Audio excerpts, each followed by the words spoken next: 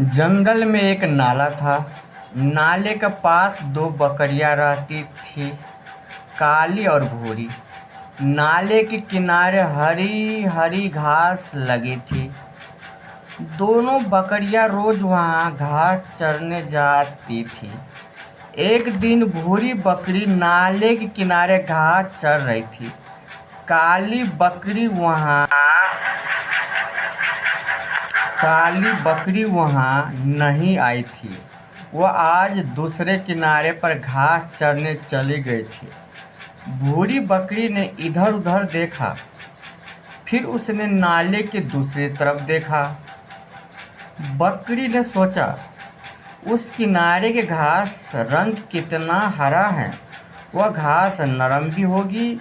और क्योंकि उस किनारे चलूं, नाला गहरा था, भूरी बकरी किनारे किनारे चलने लगी। एक जगह नाले पर पेड़ गिरा पड़ा था। पेड़ से नाले पर पुल सा बन गया था। पेड़ दोनों पाया पे पुल जैसे बन गया था। बकरी उस पुल पर चलकर नाला पार करने लगी। चलकर नाला पार करने लगी। जैसे ही वह पुल के बीच में पहुंची, उसे सुनाई दिया मैं मैं। बकरी का बच्चे का आवाज़ होता है मैं। बकरी ने सिर ऊपर उठाया।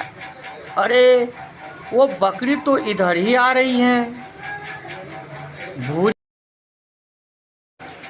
भूरी बकरी ने पूछा, बहन तुम कहाँ से आ रही हो?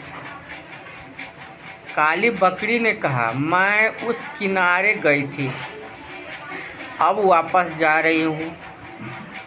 भूरी बकरी बोली, बहन यह पुल बहुत तंग है, इस पुल से तो हम दोनों साथ साथ निकल नहीं सकती। अब क्या करें? काली बकरी कुछ सोचने लगी, फिर बोली, मैं पुल पर बैठ जाती हूँ। काली बकरी कुछ सोचने लगी, फिर बोली, मैं पुल पर बैठ जाती हूँ, तुम मेरे ऊपर से निकल जाओ।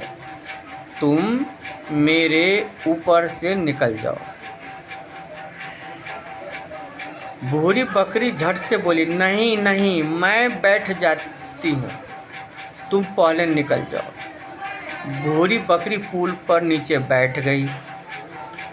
काली बकरी ने धीरे धीरे पाँव उठाए। उसने पाँव भूरी बकरी पर रखे, फिर वह दूसरी तरफ कूद गई। भूरी बकरी उठ खड़ी हुई। वह भी नाले के दूसरे किनारे चली गई। मैं दोनों बहुत खुश थी।